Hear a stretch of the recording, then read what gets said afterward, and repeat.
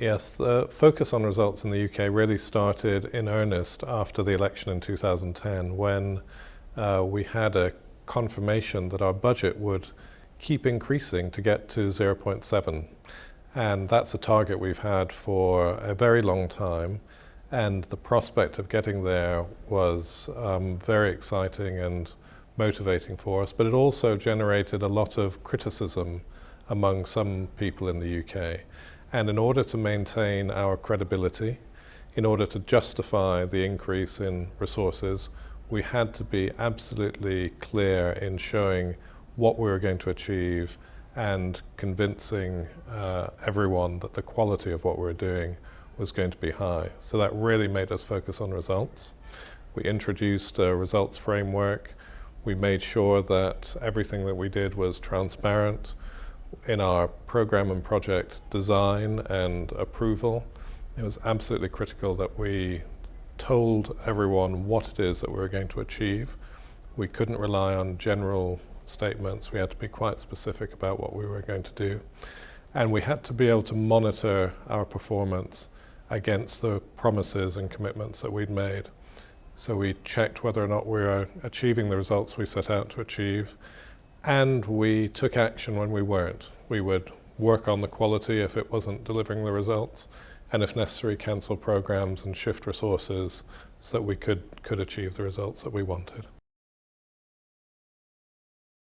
I think in communicating about development, you have to work in a number of different ways. It's absolutely true that for most people, including people in DFID, as well as people who never normally engage with development, a human story is critically important to understand what it is that you're trying to achieve.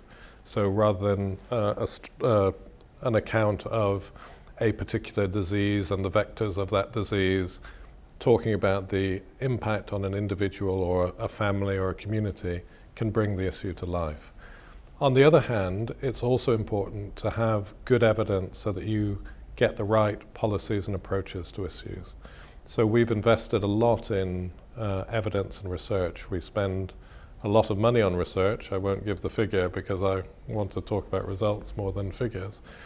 But part of our culture shift on results was try to ensure that we really knew what worked and what didn't, and base that on good data. So good data is absolutely critically important, and you need that for the policymakers, for the program managers.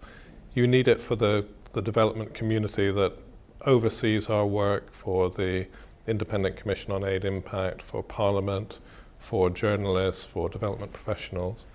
But you also need individual human stories as well to bring it to life.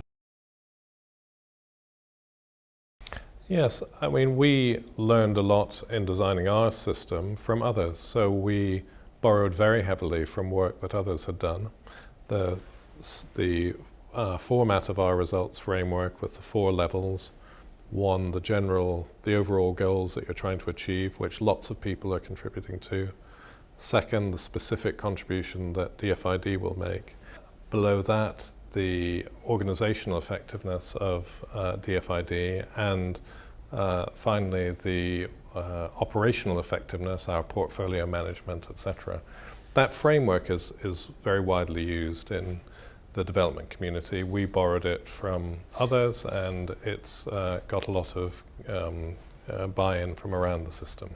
I think the harmonization question can relate to the data question. So if we are measuring achievement of results in a sector, say health, are our indicators compatible with the indicators of another organization?